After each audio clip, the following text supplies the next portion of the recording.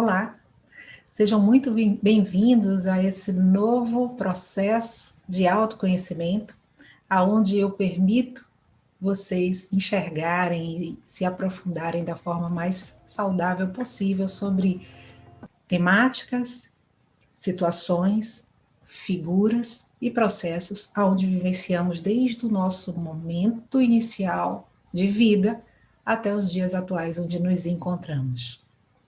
Vamos começar?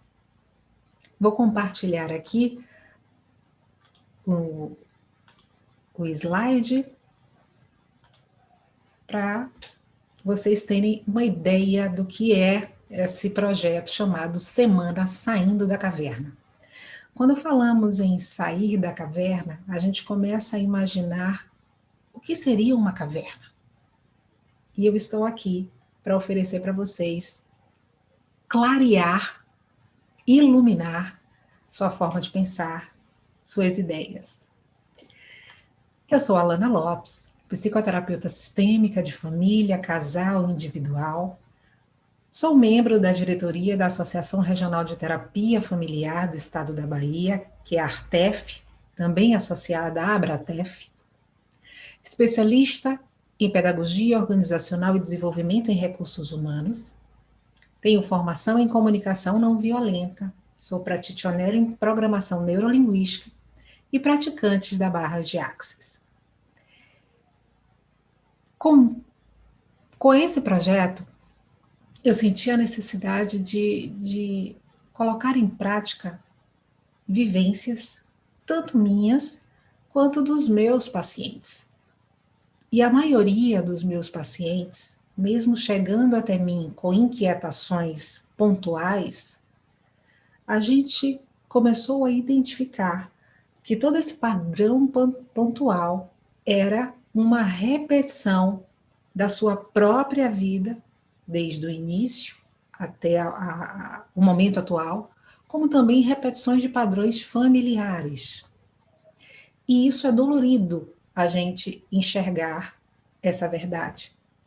E para não querer enxergar essa verdade, a gente utiliza o mecanismo, a robotização, o imediatismo para avançar. Acontece que tanto para mim quanto para você, percebemos que no momento que tentamos avançar, que as mudanças começam a acontecer, que a motivação interna ela está bem ativada, existem esses momentos de declínio. E parece que a gente vai começar do zero novamente. E aí entra num ciclo de queda, de tristeza, fundo do poço, entrando na caverna. Com a minha experiência, eu posso afirmar para vocês que eu estou aqui porque eu sou uma estudiosa constante do meu autoconhecimento. Preciso entrar na caverna sempre que for necessário, toda vez que for necessário. Porque eu percebo que os meus pensamentos e as minhas atitudes, elas me cegam. E aí eu percebo que eu estou no processo de autossabotagem. E eu venho de novo tentar clarear a minha mente através dessa luz que eu desejo, que é o autoconhecimento, e sair do processo de repetição. E por esse motivo, eu amo empoderar pessoas. Empoderar pessoas, para mim, é fazer com que elas enxerguem aonde elas estão, como elas querem avançar, quais são as suas reais necessidades e quais são os recursos que ela pode utilizar para ela. Afinal, as pessoas são diferentes e cada uma pode utilizar recursos distintos, não precisam ser iguais. Todos que a gente enxerga aí temos um leque de possibilidades para a gente sair dos nossos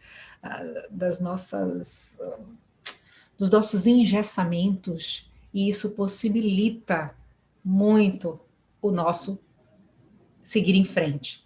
E amo poder oferecer essa visão sistêmica de olhar a própria pessoa e o seu próprio empoderamento e a necessidade de ser. O meu propósito é oferecer para você algo que lhe permita melhorar de vida. Portanto, isso é uma construção a dois, a três, em um grupo e sozinho, você com você mesmo. Vamos iniciar esse processo? Vamos lá. Saindo da caverna. O sair da caverna significa, metaforicamente, a gente identificar que quando estamos dentro da caverna, existe uma escuridão. Essa escuridão está envolvida com galhos, com pedras, com umidade, com frio, apenas um pontinho de luz lá no fundo, mas que na maioria das vezes a gente vira a cabeça, dá as costas a esses pontinhos de luzes que surgem, pois acreditamos que não estamos preparados para enxergar. Quando esse pontinho de luz começa a abrir, a iluminar mais fortemente, começamos a ficar curiosos, inquietos, exacerbados, para tentar encontrar e saber o significado disso. E é nesse momento que, quando isso acontece, eu tenho a curiosidade de descer mais profundamente atrás dessa porta, dessa luz, porque é lá, aos poucos, cada degrau, eu vou descobrindo aquilo que incomoda, que me interrompe, que me limita, que me estagna a avançar. E é nesse momento que, quando eu desço cada degrau, eu estou abrindo portas. E eu quero enxergar assim atrás dessas portas. Alguns traumas a gente tem necessidade de não olhar e deixa aquela porta trancada. O mais importante vocês saberem que em um momento da vida de vocês vão existir gatilhos externos que podem fazer com que essa porta, olha, você escuta o barulho lá, me deixa sair, eu preciso sair. E a gente vai fingindo que aquilo não existe mais, aquilo não está mais dentro de mim, mas está. E é nesse momento que questões externas que fazem reativar esse trauma ou essa sombra, é o momento que você precisa olhar com amorosidade, com carinho e acolher. Porque se isso não for feito, não conseguiremos avançar os obstáculos da nossa vida. E que sentido? Eu trago essa questão porque, observe, vou trazer minha própria experiência. Eu sempre fui uma estudiosa, mas os rótulos e julgamentos que foram colocados em mim foi que você não consegue sozinha, só com sua mãe e com seu pai. E isso eu fui crescendo, aonde tudo o que eles diziam eu considerava como fato, verdade e absoluto para minha proteção, para minha defesa, para o meu alto processo de segurança. Acontece que durante muito tempo eu fiquei presa, enraizada a essas questões que fizeram com que eu não realizasse escolhas saudáveis. Em que sentido, Alana? A própria escolha da profissão, do curso na faculdade, não foi direcionado para uma habilidade minha, mas foi para manter um determinado padrão de um processo que na época era de submissão. As escolhas dos namorados que eu tive, das amizades, e como do momento que eu me entendo por gente, o processo da adolescência, minha fase adulta, essas escolhas que pareciam eu estar, não, a partir de agora eu decidi que não vai ser mais dessa forma, inconscientemente eu acabava escolhendo tanto as amizades, quanto também os namoros, pessoas, figuras que eram ressonância daquilo que eu estava escondendo. E eles mesmos dizem para a gente, expõem para a gente o que é que a gente está escondendo. Só que a gente tem mania de fazer o quê?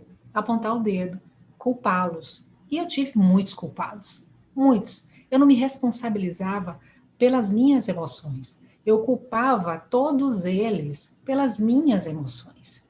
E por esse motivo, quando eu comecei a concretizar o meu processo de autoconhecimento, eu me permiti olhar cada porta dessa história na minha vida. E é por isso que eu trago o mito da caverna. O mito da caverna é de Platão. Platão, vamos falar um pouquinho só sobre Platão, para vocês entenderem por que eu cheguei ao mito da caverna.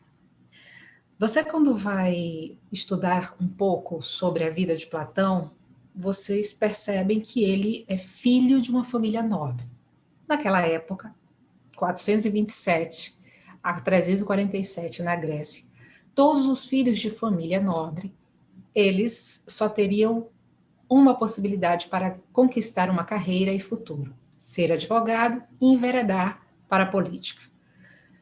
E Platão, muito certo disso, pois era o desejo dos seus pais, começou essa caminhada de estudos. Acontece que, em um dado momento, os pais sempre incentivaram eles a melhorar algumas habilidades. E uma das habilidades mais importantes para um advogado e um político é a oratória.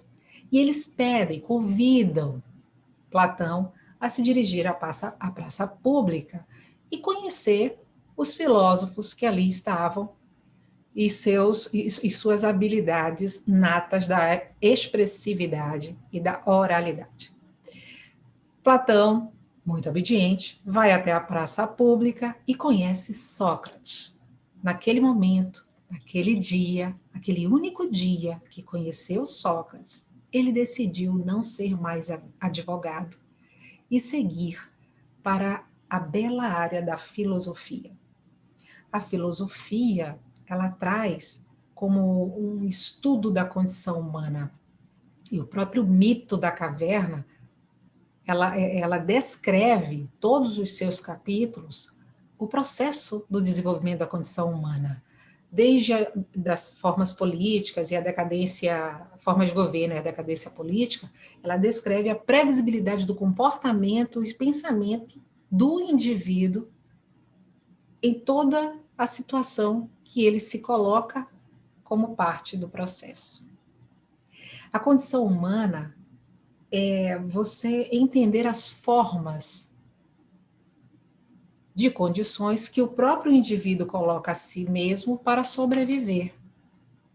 E essas condições, elas dependem do lugar onde ele se encontra e também do momento histórico que existe essas mudanças históricas, mas comportamentos e pensamentos, observem, ainda se repetem.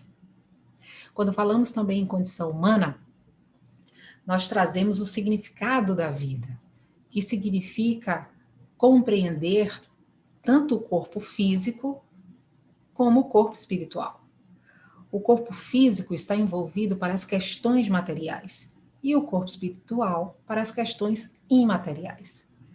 Isso significa que toda a busca de estudos e pesquisas sobre a condição humana, nós vamos trabalhar a sabedoria desse indivíduo, que é o microcosmo, aonde o mundo está dentro de mim e como eu visualizo esse mundo dentro de mim, e o macrocosmo, que traz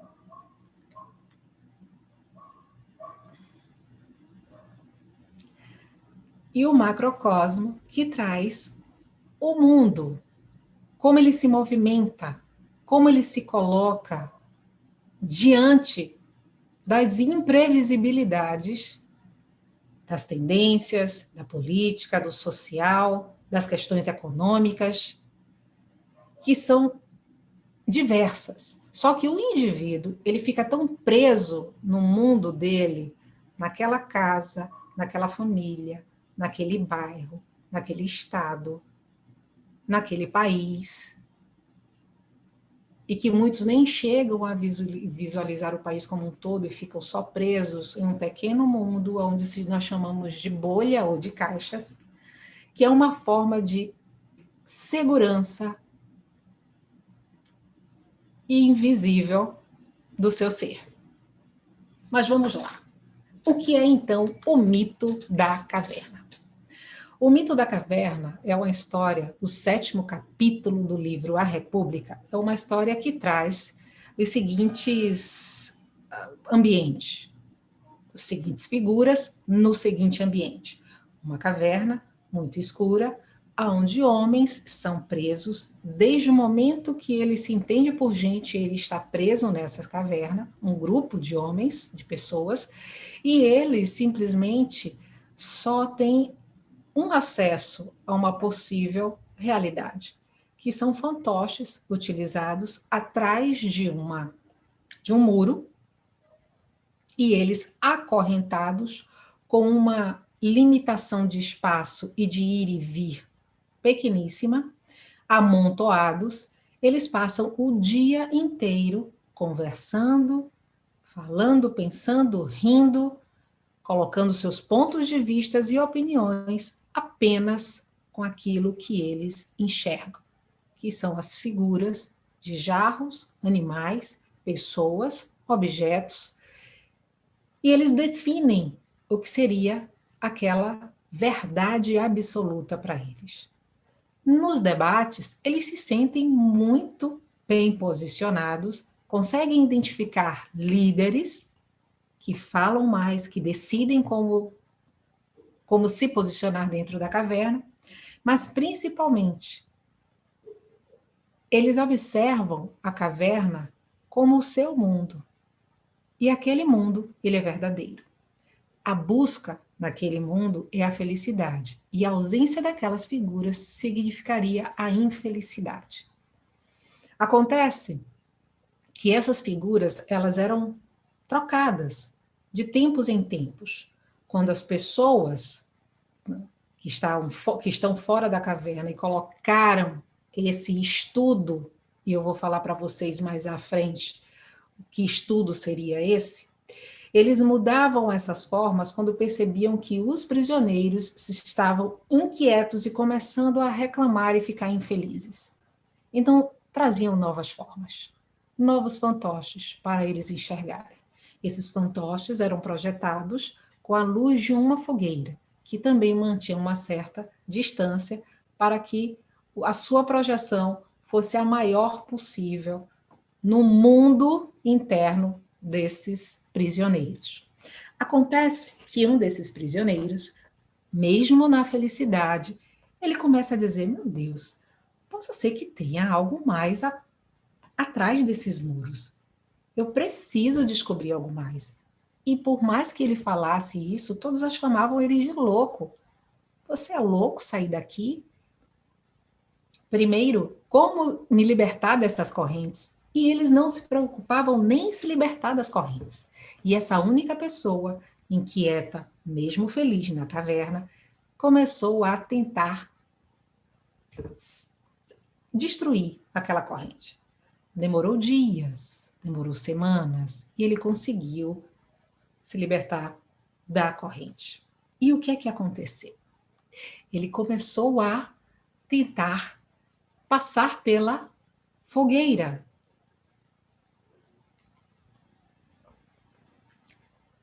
E o que aconteceu? Ele começou a andar e viu que atrás do muro tinham algumas peças, que eram as mesmas peças projetadas na parede plana da caverna.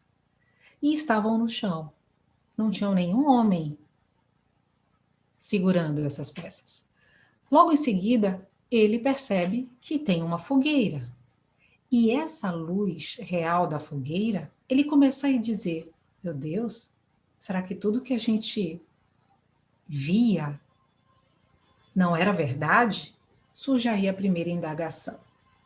Logo em seguida, ele permanece caminhando e observa uma subida íngreme, aonde ele vai tentando constantemente subir, escorregar, subir e escorregar, subir e escorregar, todos os dias, até conquistar uma condição física, porque muito magros eles estavam, e também a força muscular era mínima, quase nenhuma, e ele começou a desenvolver também essa construção física para alcançar uma meta, um propósito, que era ver algo além daquilo que ele vivia.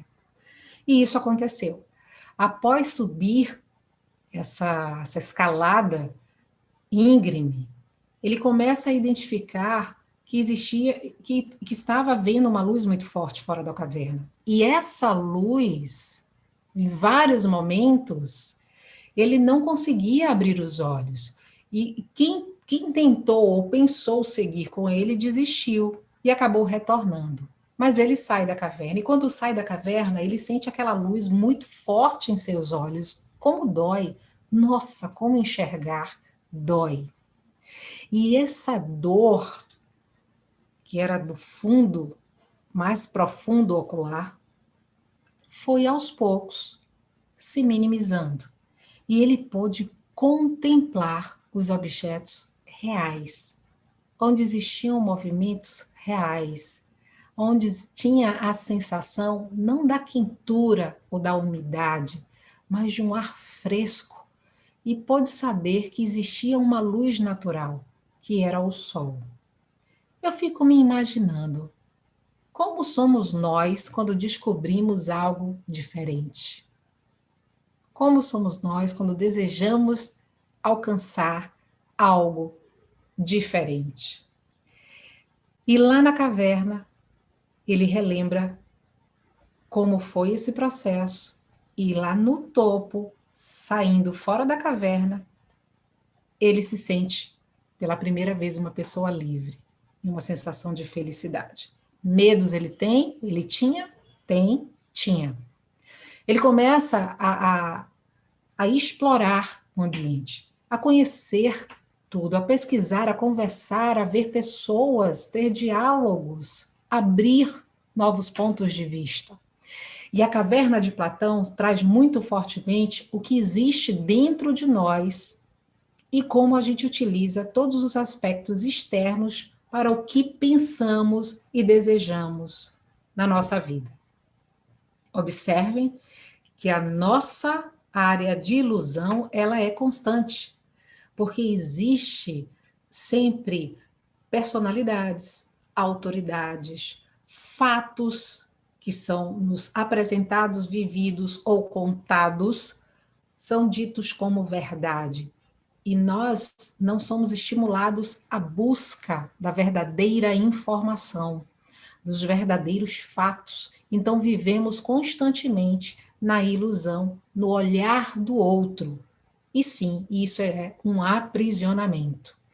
Quando esse aprisionamento se torna mais forte, é quando eu utilizo o processo da área de crença, que são as figuras, as imagens relatadas, narradas como verdade. Essa é a minha crença. Então, eu não consigo avançar sozinho, eu não terei conquista profissional porque eu não tenho capacidade o suficiente. Então, eu vou virar apenas um funcionário operacional sem galgar novas perspectivas.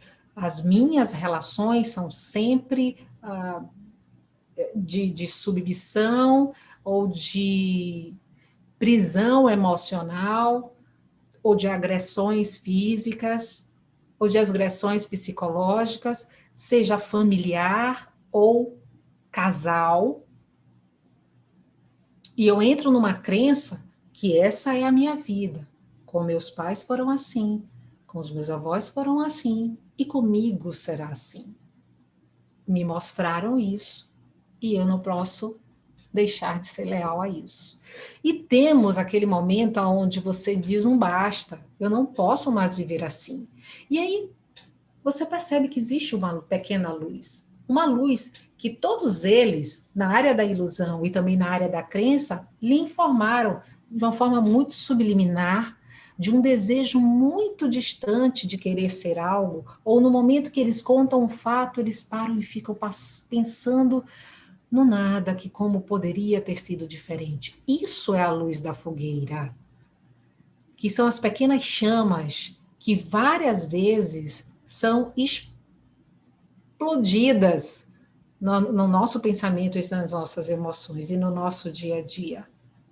É a área da razão.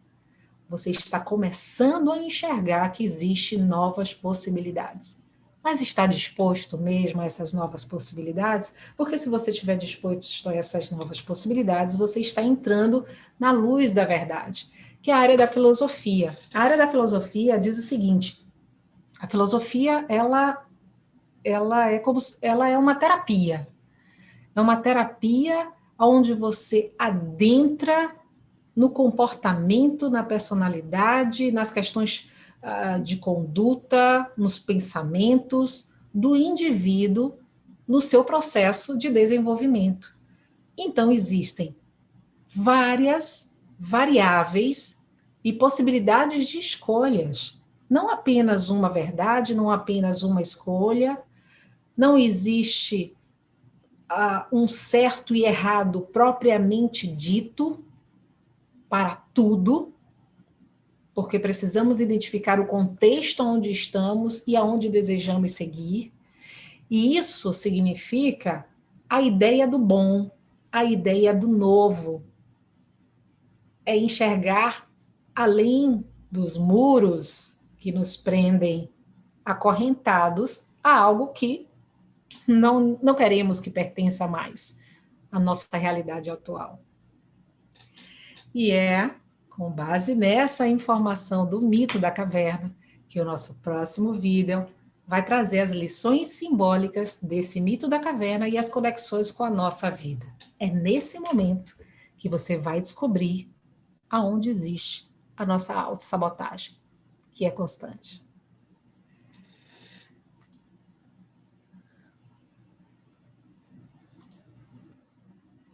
Te convido ao outro vídeo para dar prosseguimento ao seu estudo e à busca saindo da caverna.